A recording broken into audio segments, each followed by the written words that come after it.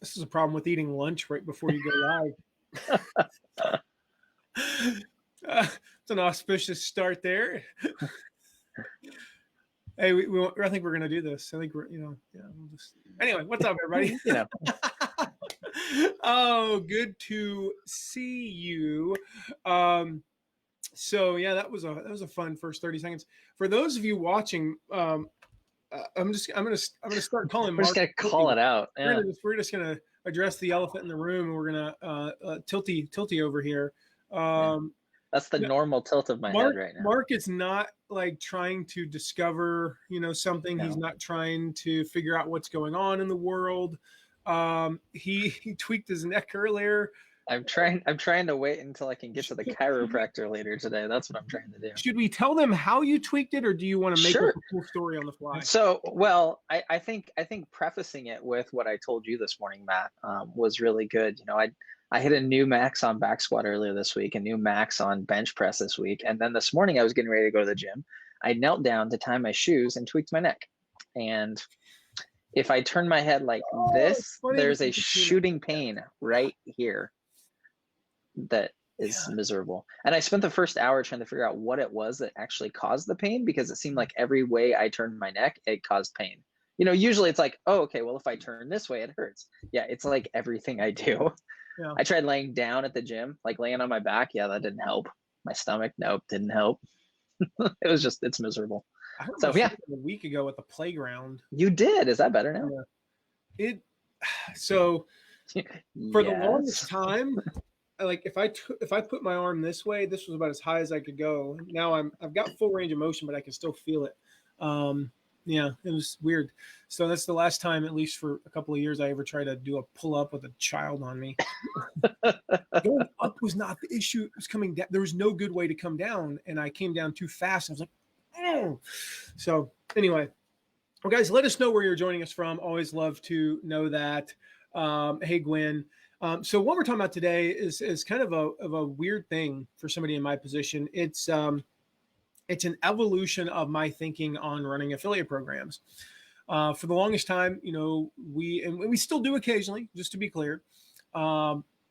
We ran a lot of people's affiliate programs. We worked with folks like Michael Hyatt and Shark Tank's Kevin Harrington, Lewis Howes, Brian Tracy, Jeff Goins, Ray Edwards, Claire Diaz-Ortiz. I've worked with Shutterfly, Adidas, big companies, small companies. Hey, Charlie. Companies in the middle, multi-million-dollar companies, publicly traded companies, privately held companies, you name it, I've worked with them. And so is our whole team, at this point. And so it's weird that I would put out a piece of content and do a Facebook Live about why you should never hire me. And at least to run your affiliate program for you. There is a little bit of a catch there.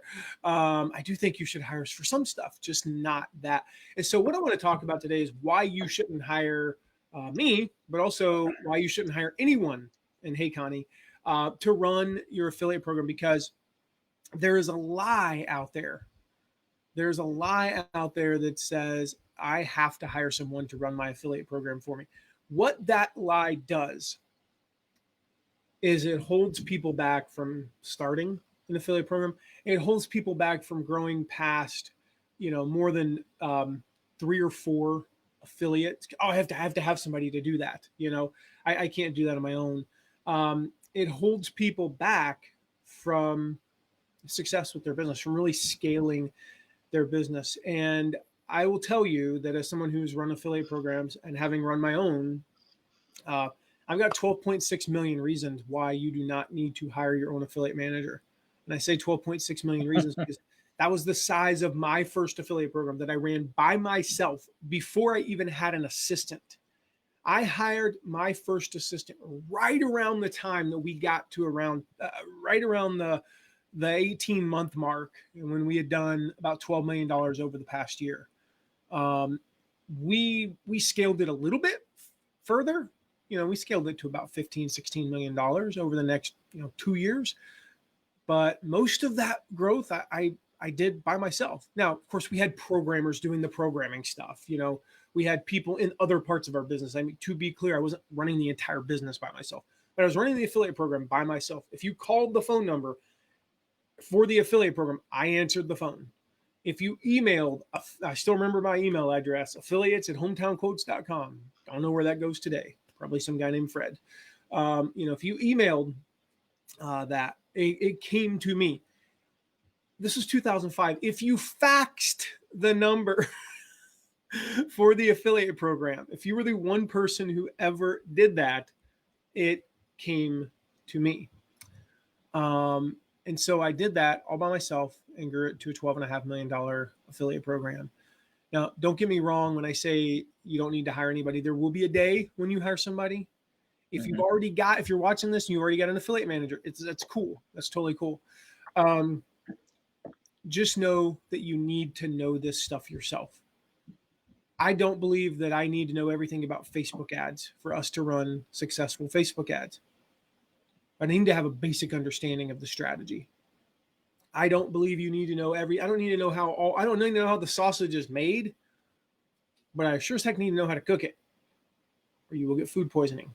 That was a terrible analogy. I was like, that's fantastic. I'm analogically challenged. So, hey, I'm curious. Is it pronounced Domoina? Always like to know how to pronounce names. So when I see you next time, I don't call you Jerry. So when you see it next time, you still pronounce it wrong and ask again. We have a guy, and I wish he was on. It was. I still can't remember it. I'm so sorry.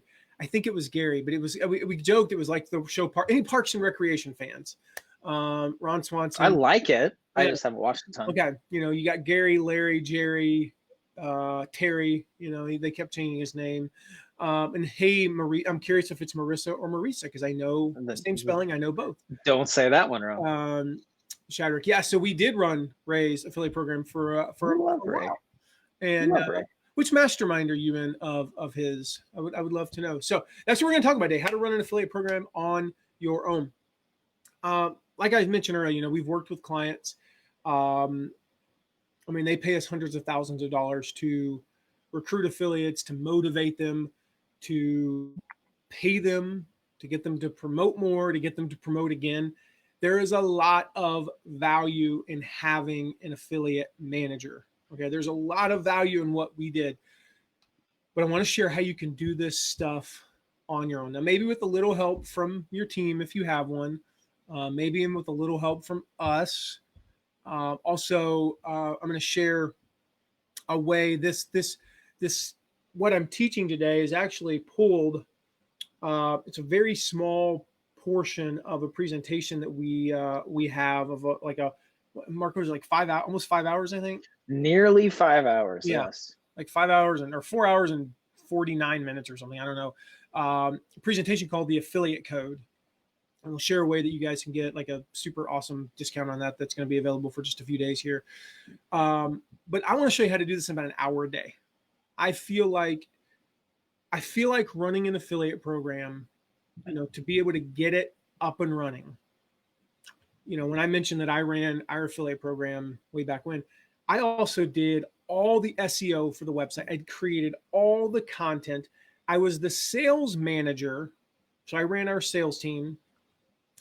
I led the customer service team. I didn't do customer service, but I led the customer service team. And I also managed probably 6 or 7 key accounts internally. So I would get to the office about 8 a.m., be the first person there. I worked for an hour on the affiliate stuff from 9 to about 1 every day until everybody went on lunch break. All I did was support our team and handle key clients and create content. I'd have like an hour when everybody was at lunch and I'd work on the affiliate program. And then I'd spend the rest of the day supporting the team and doing that. And then I'd spend like I still remember this every day at 5:40ish. By the time everybody left, I would go into my office. I would turn off the lights. I would turn on a fan just for white noise. And I would sit there in the chair and meditate for 12 minutes. I still remember when I got a phone that had a timer on it, how excited I was because I didn't have to have I literally plugged in an alarm and would set it for 12 minutes from now. Like the old bah, bah, bah alarms. To this day, that sound is nauseating to me. And I would sit there and meditate for 12 minutes. And then I'd spend like another hour, hour and a half working on the affiliate program. Again, I spent 3 hours a day on the affiliate program and created, a $12 million plus affiliate program. If you spend an hour a day, you can definitely do, create a 7-figure affiliate program. So, hey, Mary, hey, Legion, who looks like an older Caillou? I'm curious about that. Anyway, Marisa, $1 million master. Okay, cool. Oh, awesome, Marisa. We should talk. Sometime about, maybe sending some business your way. So cool. Did I ask her if it was Marissa or Marisa or Marisa or Marissa, Mark? Now I can't remember, but whichever one you said first is the right one. Oh, can you spell your name phonetically for me? Yeah, Gwen, analogically challenged. That is what my wife says. So again, I'm going to tell you right now, guys, there's no better investment of an hour a day. No better investment of an hour a day of your time to 2x, 3x, triple, quadruple, 10x even your business than your affiliate program. You could spend, we know what it's like. Spending an hour a day on Facebook, you can make a couple $100, maybe even close to $1,000 a day. You spend an hour a day on social media, you make a little bit of money. You can spend an hour a day creating videos and get some views. But an hour a day on your affiliate program, intentional on your affiliate program, best way to grow your business. So even if you do hire somebody, knowing this stuff is beneficial. You want to know your stuff here, okay? You want to know the ins and outs of your affiliate program. I think back to going back to that time in my life. Not only did I forgot about this. Not only did I run the sales department, the customer. We were a brand new company. We were doing like $250,000 a year and or a month in revenue. We were pretty tiny at the time. Not only did I run the sales department and the customer service department, I also ran the IT department. Now, I don't know the first thing about coding. I don't know the first thing about databases. I don't know the first thing about servers, but I learned just enough of it. I still remember there was this book that it was a book that I printed out, 900 pages. You could not buy this book. You had to print it out online. It was a PDF. It was called the Cold Fusion Bible. And it was a programming language called Cold Fusion, which is what our website ran on. I got through about page 100 before I wanted to stab myself in the eyes. But that first 100 pages in doing some basic stuff taught me just enough, for lack of a better phrase, it taught me enough to call BS on my programmers when they said that'll take 6 weeks. I mean, no, you can do it in 4. And I wasn't like Steve Jobs, where I'm just like, nope, we're going to do it in 4 and you guys are idiots. And I'm going to put, I knew it only took 4. I knew it could be done in 4. I didn't know how to do it. I didn't know, I had no idea how to actually, grow, how to make our grow what is the word I'm looking for? The rack space or whatever on our servers. I didn't have any idea how to, do any of the stuff, but I knew that it only took 4 weeks instead of 6. And so it pays to know this stuff. To answer your question, Marisa, yes, we do. And we're going to talk about that we'll talk about that in a little bit. And yes, affiliates will grow your email list. If you use them the right way, they're the best way to grow your list. Today, actually, on the podcast, I shared my second favorite way to grow your list. But affiliates are the best way. If you get them mailing to your opt-ins, mailing to your lead magnets, you can get 1,000 subscribers like that. And the best part, as we all know, about affiliates is you don't pay until there's a sale made. Now, you definitely want there to be a sale made. You want it to convert because you want those affiliates to keep mailing. But every other form of advertising, Mark, Facebook, YouTube ads. Mm-hmm. You always pay first. AdWords, LinkedIn, you have to put money in. I think we're at the point, Mark, I may be mistaken. I think we're at the point with Facebook where we pay after now. Yeah, but it's not. At first. Not at first, you're not. Well, and it's not after you get paid. It's Yeah, just that's after true. you generate, after you Traffic ran the affects, ads. yeah. And so, that's a huge benefit. And so, you definitely can get this done in an hour a day. We've worked with, literally dozens of like top tier entrepreneurs. I'm thinking of one in particular. You guys would know, but I won't mention his name. He came to the meeting with his affiliate manager. We would teach his affiliate manager. He came to the meeting. He asked questions.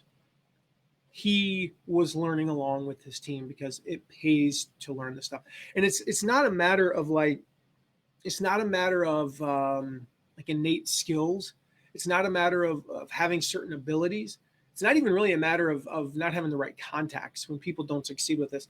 It's simply a matter of not knowing how to do this stuff. Most people just don't have the know-how to be able to run an affiliate program. And that makes sense. It's not something that we're innately born with. Now, I mentioned that when we worked with like affiliate managers, that the entrepreneurs like to be on the calls, and then oftentimes we not only do we train affiliate managers, we train entrepreneurs, and so we have a coaching program called Your Affiliate Launch Coach, and a while back we actually coached Ultimate Bundles, and this is back when Ryan and Stephanie Langford owned it. They're new owners now, and this is one name I can mention. I specifically remember we scheduled the call and his two affiliate managers were on. And then all of a sudden, like a minute in, Ryan pops on. And I'm like, dude, what's up? And I'm thinking he's just going to come on and be like, hey, I just wanted to say, hey, all right, you guys get back to it. I'll see you later. I'm going to go do my thing. No, he stayed on for the whole thing. Mm-hmm. And like I said about the other guy, he asked questions. He was right. Like I remember every time I'd look up, he'd be going like this. Writing down stuff, writing down stuff. He'd be like, ooh. And then he would say to, his affiliate manager at the time, Mandy, who's actually now, I don't know if I told you this, Mark, but Mandy's now with Agathon. Which is I think you did. Yeah, that's cool. Yeah.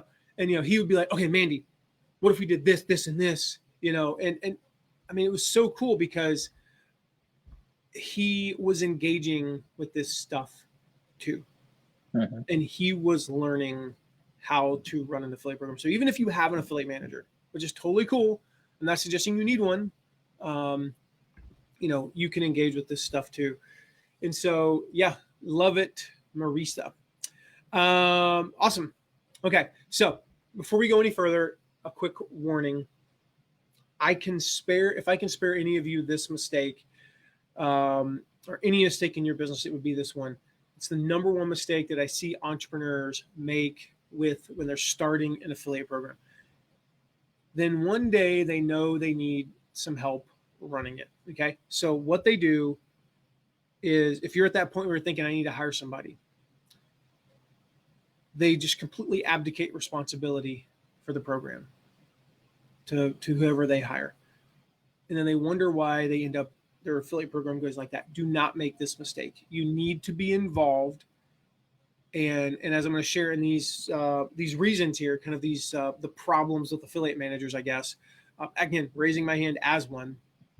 Early on, you need to be the one doing almost all the work. So I've been an affiliate manager for 15, well, it's actually 16 years. I'm still one today. But I have to be honest, and I have to share the problems, and I have to share the solutions. So I've seen three major problems with affiliate managers over the years. And in fact, I kind of hate to admit it, I've contributed to some of these problems.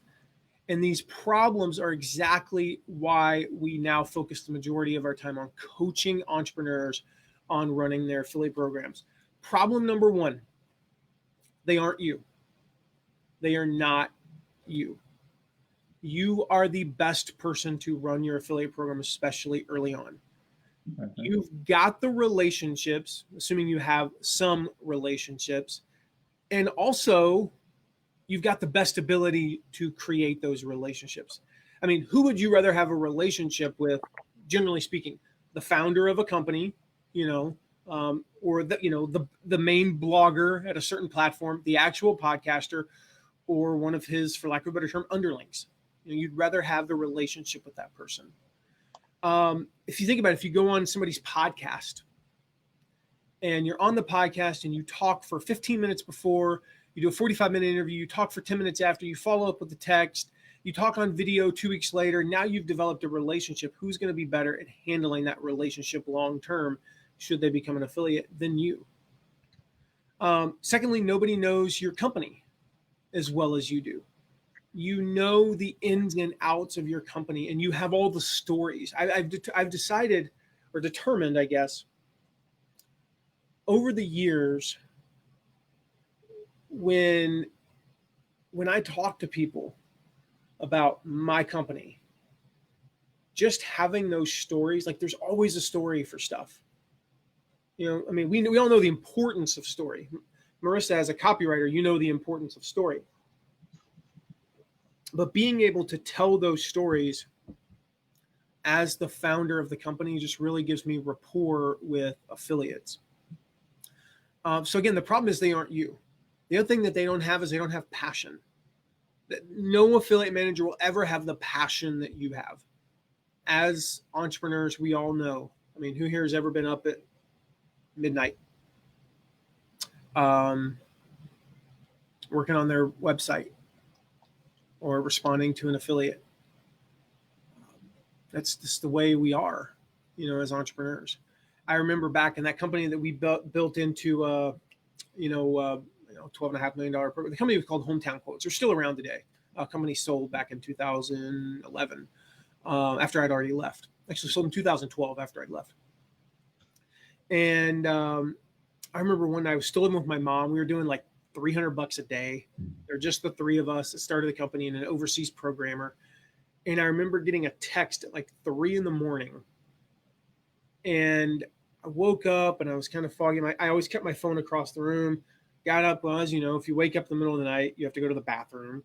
And I'm standing there doing what one does at 3:30 in the morning when they're in the bathroom, reading this text saying and I'm like blear-eyed. I'm like, oh, the server's down. And I remember like it was just instant panic. Now, logic dictates we are a U.S.-based company. All of our customers were in the U.S. It's 12:30 in the morning Pacific time. I don't know if we had any customers in Hawaii or Alaska yet. It's after midnight Pacific time. Odds are the server's going to be back up by like 6:30, in the morning Eastern. And we're going to lose like $13 overnight with our server being down. But what did I do? I panicked. I'm an entrepreneur. This is my baby. I got on the phone with the server company, and by like 4:15, it was back up. Went to bed for a few hours, got up and went about my day, working 15, 16 hours a day. That's just the passion that we have as entrepreneurs for our company. And so you can never replicate that. And I'm not suggesting that you never hire anybody and just be a solopreneur. That's not what I'm saying. I'm saying with something as important as your affiliate program, something that you can do an hour a day better than someone else can do in 4 hours a day. For now, start it yourself. So let me be clear about this. There is no one better than you to run your affiliate program starting off. It should be your baby. In the companies that I've run, it's accounted for at least 2/3 of our revenue. And if you, as the entrepreneur, aren't in charge of the division of your company that's worth 2/3 of your revenue, there is a problem there. Problem number 2 of the affiliate managers is their incentives are wrong. Their incentives are wrong. By definition, an affiliate manager is incentivized to grow your program. Of course, that's what you want. But at what cost? And what I found is as an entrepreneur, we have a holistic view of our company. We know the right kind of growth. We know the wrong kind of growth. We know, we know what we want to allow from a brand standpoint. We know what we want to allow from a profit standpoint. Most affiliate managers are paid on growth. So if you hire an affiliate manager, if I come in and you're doing $1 million a year, then and I get you to 2 million, I'm paid a pretty hefty percentage of that 2 million, of that $1 million difference. The problem with that is they allow things like trademark bidding. What is trademark bidding? Trademark bidding is when let's just take Shutterfly. I go bid on the word Shutterfly and drive ads to drive ads to Shutterfly. the costs are cheap because nobody's really bidding on it. What value does that bring to Shutterfly? When they went to shop, they searched for Shutterfly because they couldn't remember if it was shutterfly.com or shutterfly.biz. Maybe they weren't 100% sure. They only created an account 6 months ago and used it once, and now I just got a commission on something that I didn't really provide any value to the company. You'll have rogue affiliates. Companies that have affiliate managers tend to have worse affiliates. Not always. Again, this is not always true. It's just more possible because of their incentives. You often get affiliates who use, for lack of a better term, nefarious tactics to attract customers. It can get pretty bad. You can have some brand damage, where you've got an affiliate who's doing $100,000 a year in sales. You're a couple $1 million company, so it's a substantial amount of your revenue. But how they're doing it is running ads that say, creating websites that say, is somebody give me a name, I'll answer Gwen's question. Somebody put the name of your company. Type in the name of your company so I'm just going to use your example. So bidding on a trademark name, Gwen, means that you go to Google, and when somebody searches for Gwen Marasco, they bid on your name. When somebody searches for, sorry, I just heard, that was weird. It sounded like a plane just flew by our house. Which makes me wonder if a plane just flew by our house. Okay, so I think if that happened, that would have been shortly followed by an explosion. So I think we're good. I think we're good. I was like, what on earth was that? Anyway, bidding on a trademark name just means that they're bidding on the word Nike, and then they're just driving traffic to Nike's website. That doesn't really provide a whole lot of value for them. So we'll use Gwen's example here. The Marasco Mindset Mentoring. So what if I ran a website called Marasco Mindset Mentoring Scam, and the headline said, "Is Marasco Mindset Mentoring a scam?" ? Now you click on it and it says, "No, it's not a scam. It's a great program." But just that headline causes brand damage. It's a very effective way to market if they'll let you. But no company should let you, run something like that. And an affiliate manager, not all affiliate managers, but many, are less likely to call the affiliate out on that and prohibit that, because it's not damaging their brand, and that affiliate's doing $100,000 a year in sales, and they're getting 25%. And you say no to that affiliate, and that's $2,000 a month out of that affiliate's pocket, or out of that affiliate manager's pocket. I'm not saying that they're unethical. I'm just saying the incentives are wrong.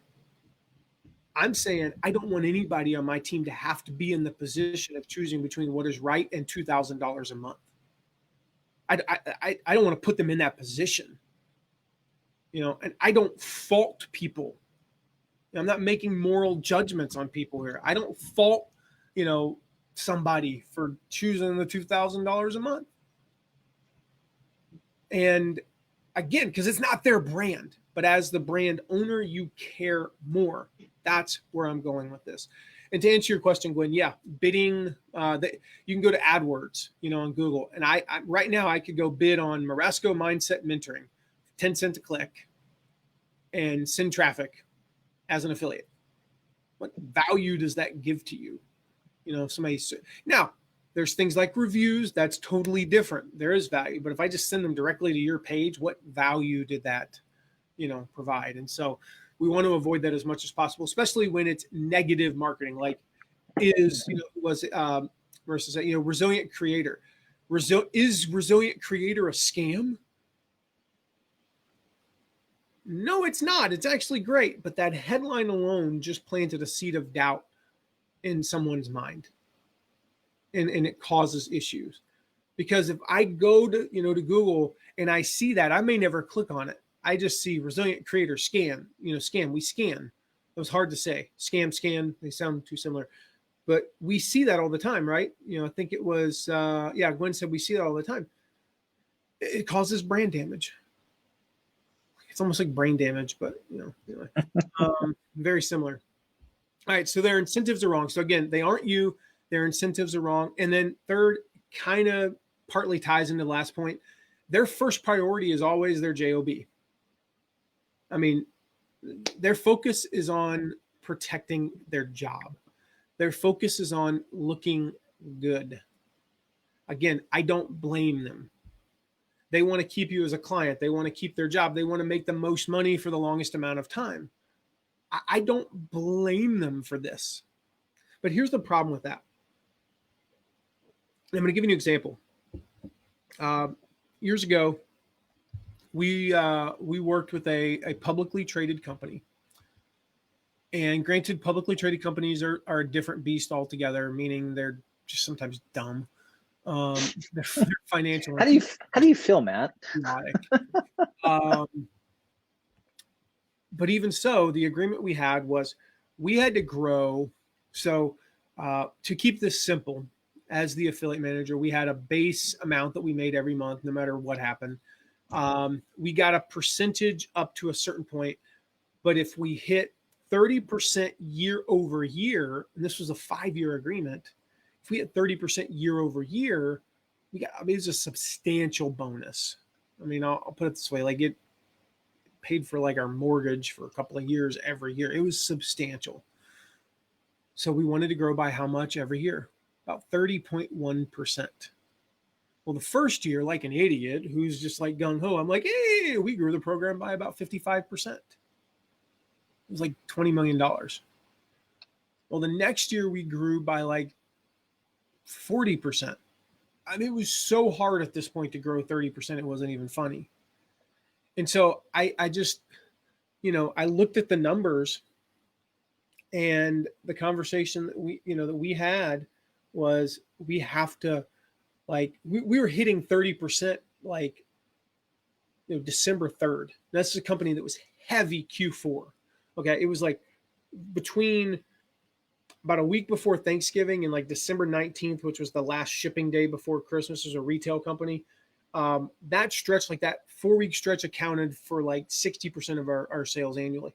So we're hitting 30% growth year over year by like December 4th. And then basically I just shut down, and we still hit like 55, and like there was a little bit more money in it for us, but basically it made it impossible. If we grew by 40 or 50% again in year 3, in years 4 and 5, it would have been impossible to get this bonus. And so we hit the brakes like pretty quickly. We didn't run like any affiliate contest in Q4. We did virtually nothing. And sure enough, year 3, we grew by like 32%. And then in year 4, I think we grew by like 32% again. And then year 5, we'd actually finally reached the point where we missed our goal. I mean, I remember we fell short pretty substantially in year 5. There was some other stuff that happened economically that kind of made that hard. But the point was, we could have grown by 50% year over year the first 3 years. And in the end of year 5, that would have equaled growing by 30%, for 5 years. Everybody would have, it would have been a lot more fun instead of pumping the brakes in November when we're hitting, we're really just hitting the big sales part.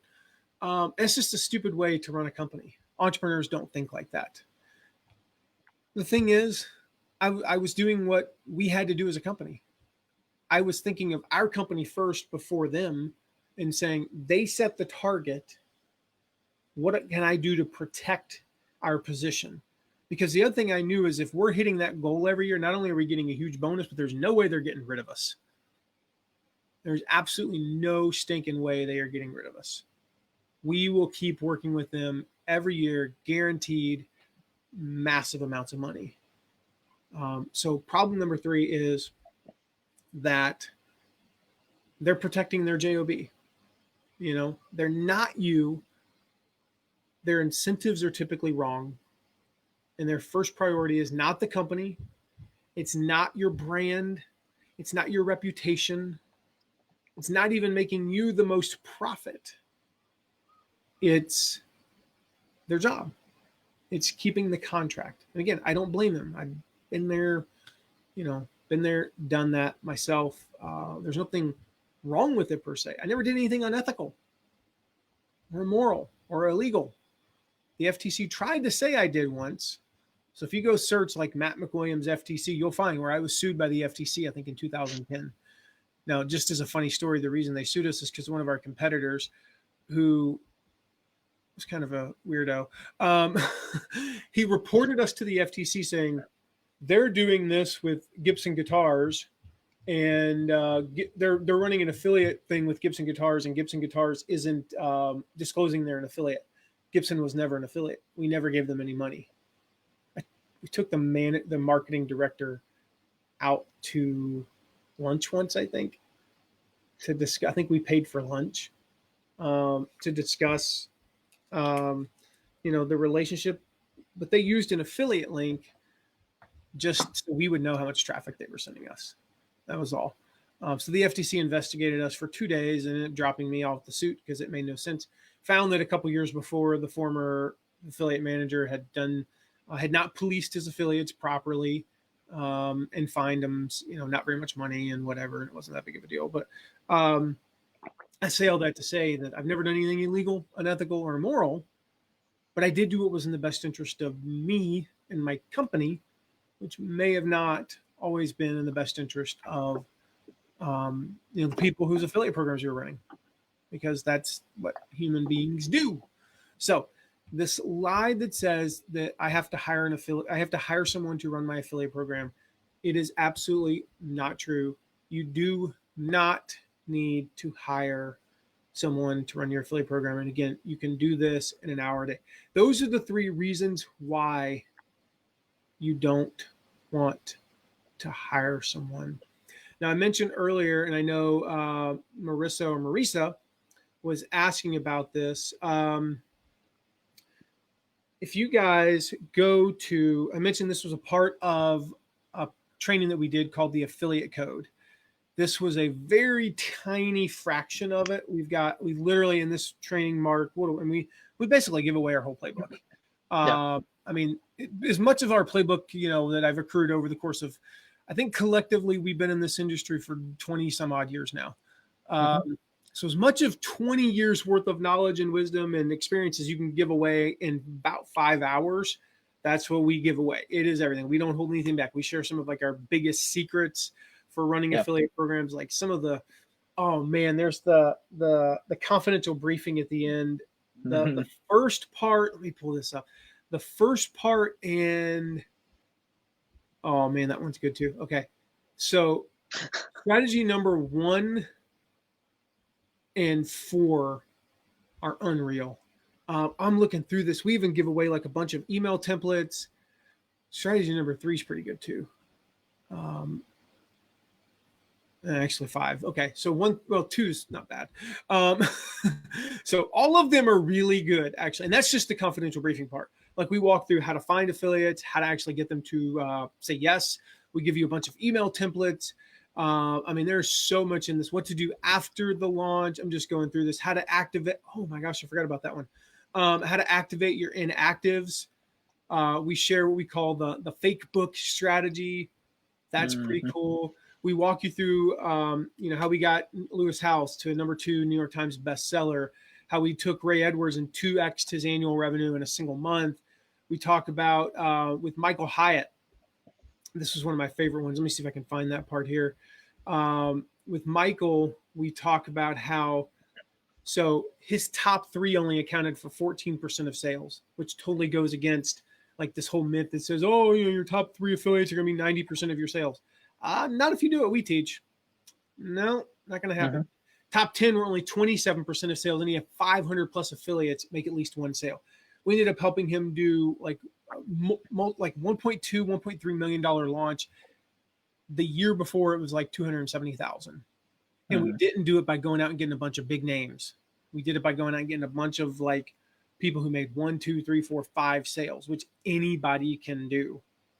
So again, we show all of this. There's, I actually just pulled it up just for some perspective. Again, it's 5 hours long. There's 199 slides in this presentation. It was epic. I mean, it ended up being, I mean, we kind of planned internally. We said we were going to go as long as we needed to, but I think we kind of planned like what, 2.5 hours, 3 hours, maybe 3 hours. We just had so many questions and just, started like, it was like, I started diving in and I gave a bunch of stuff that I didn't plan on giving, and some templates and stuff. Again, there's like tons of email templates. You can copy paste this stuff. So Mark, I think I got this URL right because you texted it to me. mattmcwilliams.com/code special. Yes. What is it's like $97 instead of $497? Yeah. I think regular is $297 right now. $297. So Matt McWilliams, I think we're gonna raise it at some point. We just haven't yet. So anyway, for the next few days, I think it expires like Tuesday. It's just kind of for those of you watching this, if you watch the replay, you're watching this in the replay. Hi, you're not on live, and that's too bad. No, you can totally go to the same URL. So we'll drop that in the chat. Just mattmcwilliams.com/code special. You can get this 5-hour almost event for only $97 and learn all of our secret strategies, like everything you need to know to run an affiliate program. To answer your question, Marissa, if you are interested in our coaching program, if you go to, see, I got the wrong page. Yeah, Mark just posted it actually. So maybe I said something. I said code special. Hopefully that works. I just opened it and it works for me. So yeah, it works for me too. Okay. So cool. If you go to your affiliate launch coach /apply, Marissa, you can apply you actually get a coaching call with Mark. It's not just a sales call or anything like that. We're actually going to give you a quick plan, like a couple weeks plan to get your affiliate program started. So go to youraffiliatelaunchcoach.com/apply. That is our coaching program. That's what we're using. If you listen to today's podcast episode, we shared how, to your point, Marissa, Jason and Cecilia Hilke on their last summit got 104,000 people on their summit, many of whom were from affiliates. I think their goal was substantially less than that. Yeah. What was their goal? I don't remember, but I know we doubled what they did with affiliates. And I think they increased everything else by like 40% or something. So. Yeah. So that's what we help people do. Don't quote me on those numbers. I can't. I might be off. No, it was substantial, and the program, and Mark will tell you more about this if you schedule a coaching call. And there's no obligation. If you finish the coaching call and the program's not for you, you've got an action plan to go forward. Totally cool. The program, what we do in the program is one of the things that we realized. I learned this a while back is when you wake up with 187 things to do, you do none of them. I mean, I had one of those experiences yesterday. I don't know if I told you this, Mark, but about 4:30, I was like, I'm done. I just got to go upstairs. I got to not be working because I have so much stuff to do. I can't do any of it right now. I needed a fresh start today. I needed to just clear my head and get a fresh start. And what we do in the coaching program is we give you 3 things. These are your 3 things between now and your next coaching call. You have 3 things, not 4, 3. And when you wake up with 3 things, you know how many things you do? 3. You get all of them done. When I start the week with like my big 3, I get all of them done. When I start the week with 7, I get one of them done maybe, and I feel like a failure. When I start the week with 3, I get 3 done, and I'm like, sweet. So it's a coaching program that basically walks you through kind of like, okay, here's where you're at. Here's the problems you're having with your affiliates. Here's the things that are going well. Here's where we can double down. And you end with 3 action things. These are the things that you will do between now and our next call that will literally move the ball down the field in big ways that can get you thousands of subscribers, lots of sales, all that fun stuff. And so we coach you on that. Along the way, of course, we're going to be sharing some secrets, things that we don't reveal on Facebook Lives or even in the affiliate code because there are secrets. But our job in our coaching program is to get you results no matter what, because one of the cool things I love about not doing this more than like once a year now, where we actually run somebody's affiliate program, is I'm a little bit more at liberty to share some of our secret strategies, Mark, because some of these things, they were our competitive advantages. Like I think Right. about the number one in that affiliate code. I'll just say that strategy was something that we did for about a year and a half, 2 years before I ever saw anybody copy it. I never saw anybody copy it. And then I finally saw, people start doing similar things. So for 2 years, it was a competitive advantage. And even then, like only a half dozen people were doing it. Why would I share that publicly? It's a competitive advantage. I'm looking at one of the slides. So we talk about commitment plans. Nobody was doing, maybe like 2 other people were doing commitment plans like we were with their affiliates. Now everybody does them. Right.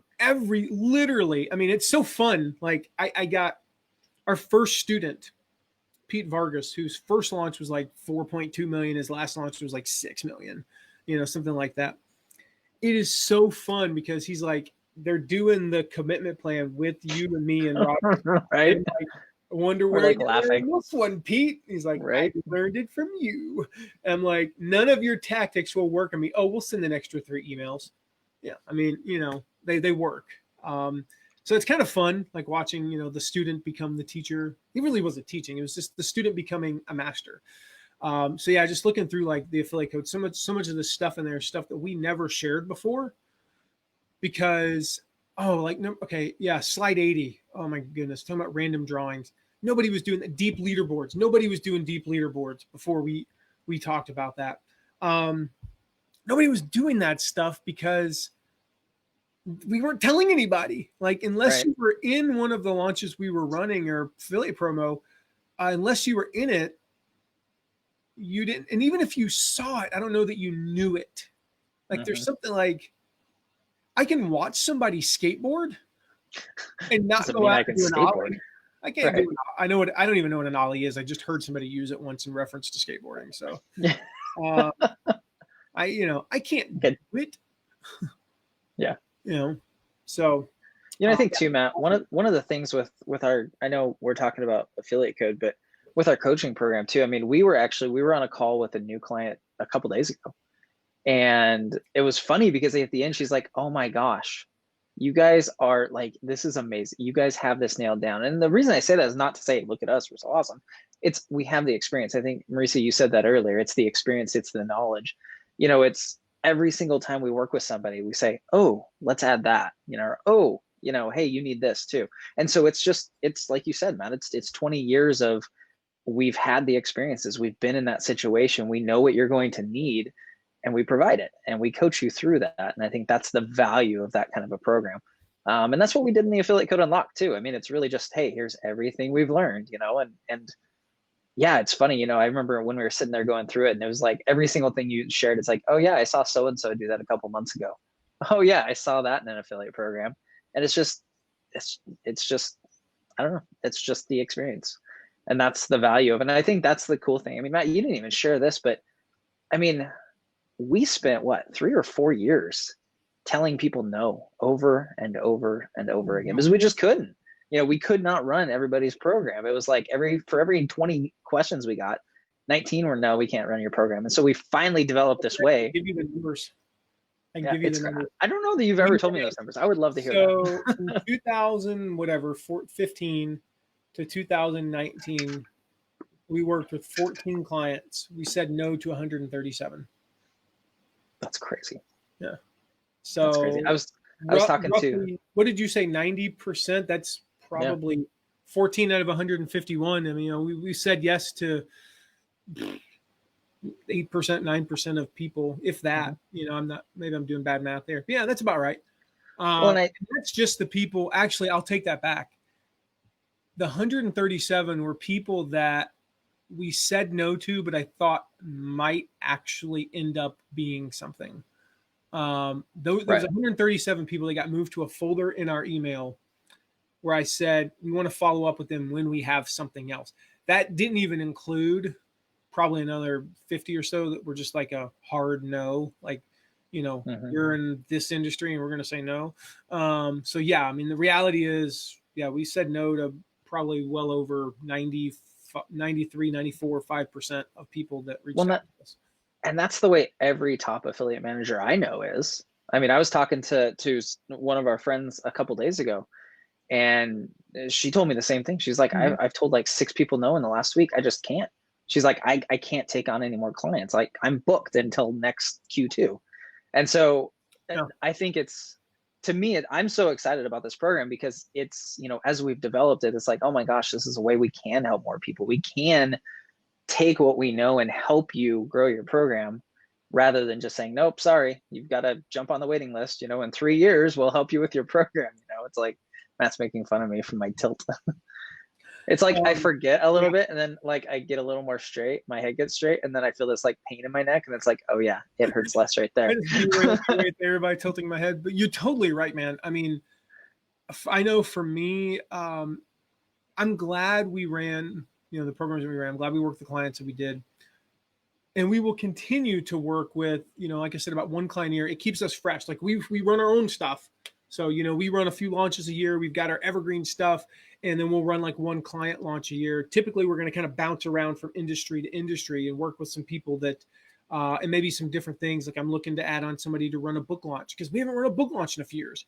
It doesn't change that much, but I want to run a book launch. I want to get out like so that I can say in 2021, 2022, 2023, here's how you run a book launch. Like I can tell you how to run a book launch right now, but there's that voice in the back of my head saying, man, you haven't run a book launch in, you know, 2.5 years. Do you really know like all the ins and outs? And I want to be able to share all the ins and outs, you know, with our clients. So we still do it a little bit, but there's always this thing, like we were working with these, Marissa, you mentioned earlier, you know, with Ray and, we're talking about, you know, guys like Michael Hyatt. I mean, you guys can kind of figure out what they're doing revenue wise. You can take a wild guess that it's, you know, there's some commas involved. It's a lot of money. Working with a company like Shutterfly, I haven't looked their financials up. They got to be a multi-$100 million company. What's Adidas? They're a multi-billion-dollar company. Gotta be, yeah. I mean, I was working with, I can't remember the last time I worked with somebody that wasn't a multiple seven-figure entrepreneur. That's great. Helping somebody go from 1.2 million to 2.7 million is awesome for my family's financial status. I will be honest. It is great.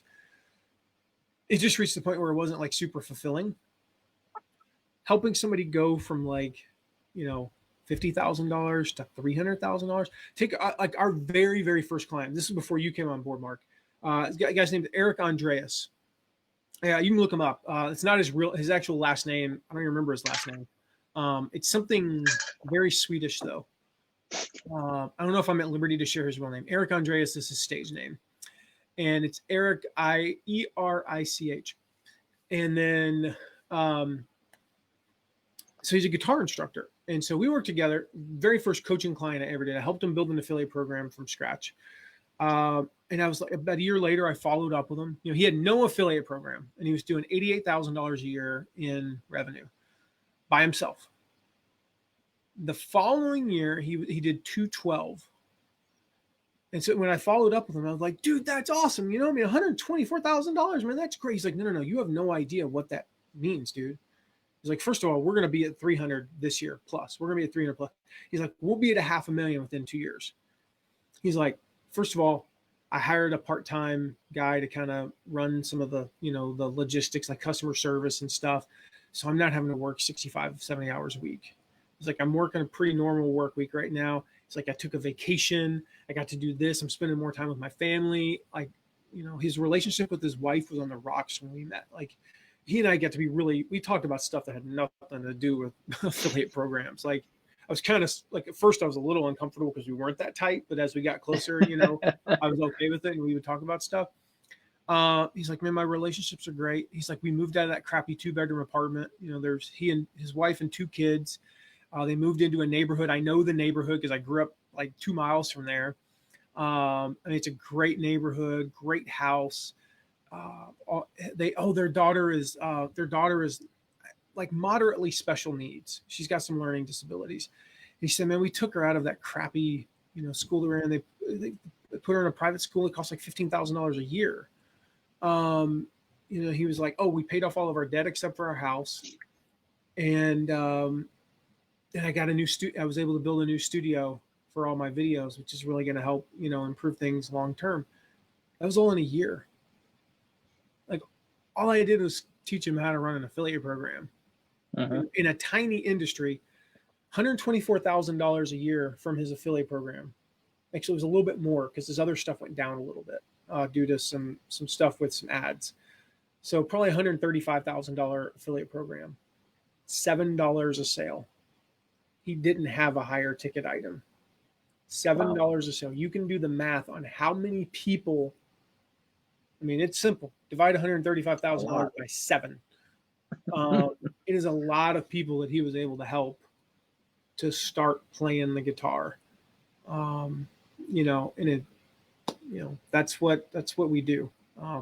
Being able to take that, because the thing is, we can work with hundreds or even thousands of Erics, hundreds or even thousands of Jason and Cecilias, hundreds or even thousands of Skip Fosters, and we can work with literally hundreds or thousands of those compared to 3 clients a year. That's why we do it. That's why we coach now and not actually run more than 1 a year. The running 1 a year, I don't do for the money. I do it for the experience. I actually do it so we're better coaches. It's the only reason why I do it. It's why I run, it's why I run launches or ran a launch in the parenting niche last fall. I did not do that for the money. I did that because I was like, I want to run something in a niche I don't know the first flipping thing about. It's why we're looking, the book launch we're looking at doing. It's in a niche that I have no connections, and I don't know I'm going into it like a beginner, in terms of the connections. When we worked with Michael Hyatt, I was like, I need to reach out to this person, this person, this person, this person. That was easy. I'm challenging myself now to really do some stuff. So I want to have that beginner's mindset again. Yeah. Cool, David. Yeah. I'm so sorry. You emailed yesterday. One of the guys on our team, where's Robbie? He's camping? He is. Yeah, he's camping. With Robbie out, I'm not answering email because I'm doing other stuff that I have no time for email. So I'm so sorry, David, that I missed your email. But I'm glad you got the affiliate code. But I will look at your email probably Monday and get back to you. I just apologize to everybody who's emailed me recently. I suck at it. It's something we're working on as a team. We had a meeting on Wednesday talking about that, trying to get some better workflow. We got some better workflow for email now, because that's one of my weaknesses is if I don't have like a reminder, I will not log into my email for weeks at a time. Right. I love communicating with people. I just don't like it. There's something about it. Does anybody else feel that way? Like email is just like, do you guys remember when it was so exciting when it's like, you've got mail and you're like, yeah. Right. Now I'm like, did anything come in the mailbox? And when nothing came in the mailbox, I'm like, man, this day sucks. And when they're like, oh, you avoid your inbox. Yeah. Yeah.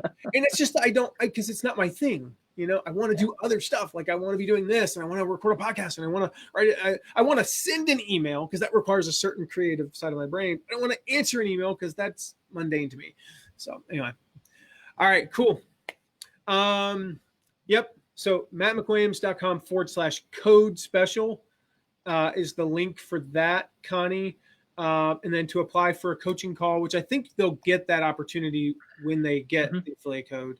If you want to go directly to that, don't want the affiliate code, just go to youraffiliatelaunchcoach.com/apply is the link. It's just a quick application. You'll set up a coaching call with Mark, and then we'll go from there. So, Mark, as we wrap up, we shared kind of why people shouldn't hire an affiliate manager, and hopefully that was beneficial to you guys.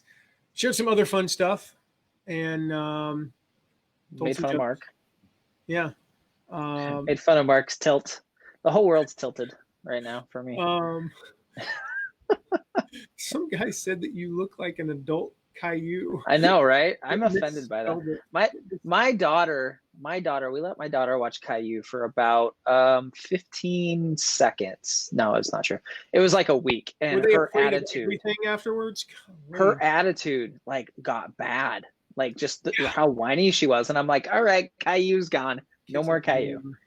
and our kids have never watched Our Caillou kids since. have never watched. Well, they watched them once when they were over at somebody else's house, and I was like, "Oh, great! Oh, yeah, you go to therapy for 6 weeks every day, 42 days to get through over that show." I know, I feel like I need to like guarantee change it, my appearance now.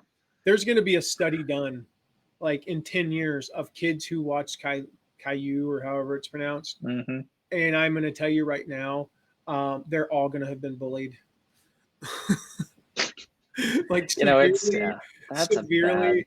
The number of Navy SEALs that previously watched Caillou will be exactly 0. Oh, it's terrible. Hey, Dina. So, anyway, so guys. can I respond to Gwen here real quick? Hold on. Yeah. So Gwen, when I got home, I went to the gym still. All I did was lay there and try to roll out my neck with a lacrosse ball. When I got home and I changed out of my gym clothes, I put my shoes on and I have not tied them, and I am not going to tie them until after I get back from the chiropractor. Because I'm like, I'm not even like, because I think it'll hurt, 1, and 2, it's like I'm not putting. Maybe if I did it, like it would get better. Maybe I'd pop my neck back in or whatever I did. So, I got 2 things real quick as we finish up.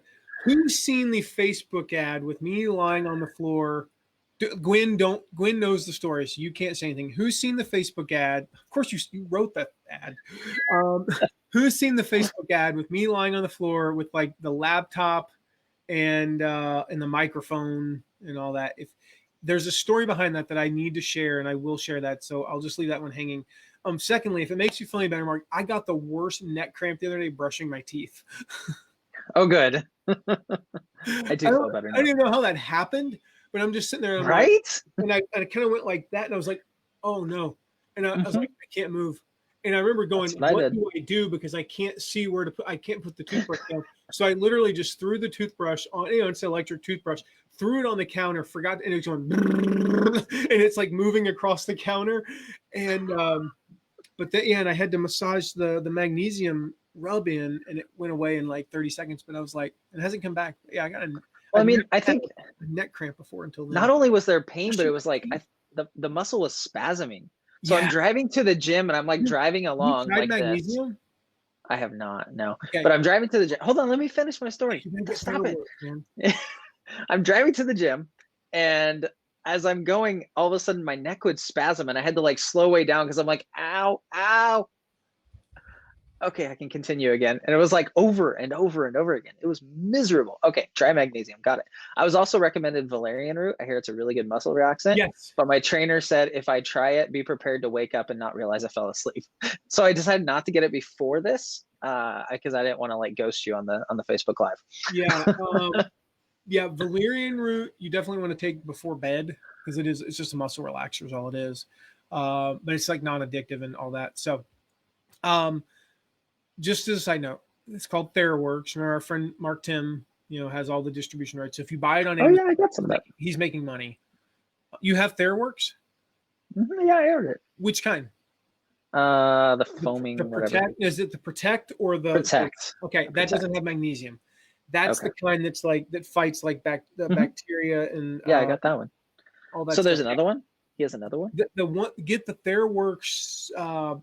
It's the one that's blue. I cannot think of what it's called, but it's the kind that has magnesium sulfate. It's the same stuff. TheraWorks Blue. Got it. Yeah, it's the same stuff in Epsom salts. Relief, I think is what it's called. TheraWorks Relief. Dude, that stuff. I woke up with a cramp. So basically, if I run, like I ran today. So Saturday night, I'm gonna wake up with cramps. It's not the night after I run. It's 2 nights later, and we already know why. I've got a potassium deficiency that I'm working on. It's one of the problems with keto is you basically don't get potassium. So I'm getting there. It's going to take a few weeks. Anyway, so, I mean, literally it was like, wake up. I know what to do. Rub on the leg. 20 seconds later, spasm's gone, cramp's gone. I mean, it's like a miracle thing. I'm just saying it might help you at least get a little relief. Cause they sell it at Walmart. So I'll say Rite Aid probably has it. I know Rite Aid has the TheraWorks Protect. I was like, hey, I got some of that stuff. Yeah. So it was way more expensive there, but yeah. But have you noticed that? Sorry, complete side note. But have you noticed that Rite Aid, like the same thing that is anywhere else, is 3 or 4 times the price at Rite Aid? You can have Rite Aid. Yes, might be the same way. I don't know, but yeah, Rite Aid. It's like It's like, hey, this is Rite Aid $3. So, No, it's like, hey, it's $3 here. It's like $45 at Rite Aid. so if we could continue talking about muscle relaxers, people are going Right. to ask us what's the name of the product, like Glenn did. What is the name of the actual name of the product? I don't know what I that think is. she's talking about the TheraWorks Relief. Oh, TheraWorks. Yeah, it's TheraWorks with an X at the end instead of a KS. Yeah. And our friend Mark Tim, who's many of you would know. I mean, he was a former client actually. He has online distribution rights for everything TheraWorks. Really cool company. They're out of Western North Carolina. Now I should have an affiliate link. Jeez. Let me get one set up. MattMcQuaidage.com/TheraWorks. No, I don't have that. No, just go to Amazon and grab it from Amazon. Gwen, that's the best way. Or you can go to Walmart.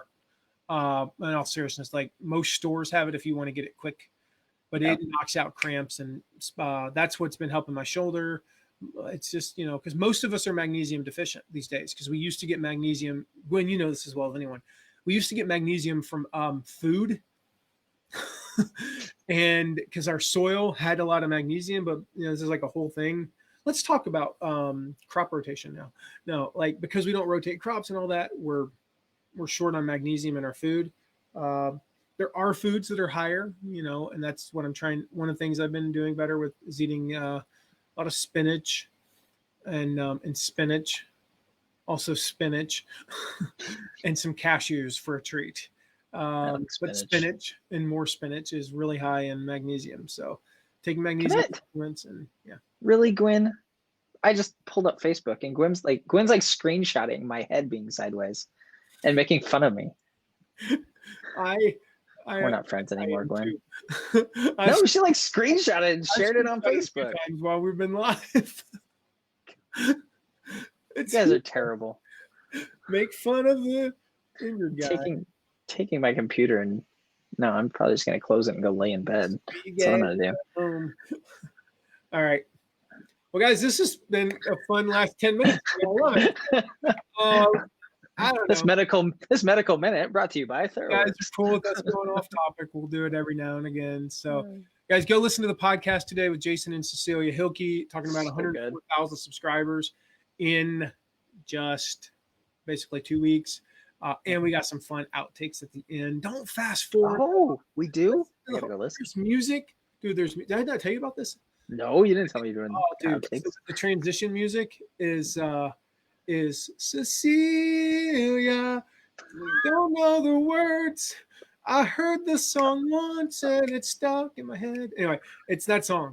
So that's the transition music. I had to get a version that allowed it's by like two people I've never heard of in order to actually legally use it on the podcast. So I couldn't use the Simon and Garfunkel version, because that would be illegal. So actually I think I could use it, but I'd have to pay Sony like $997 or something. I was like, I'm gonna not do that. Anyway, so that's all. So we got some fun music on the podcast and some outtakes at the end where I may or may not talk about taking a picture of my carpet. I remember that. Awesome, guys. All righty. See you guys. See you guys. Bye-bye.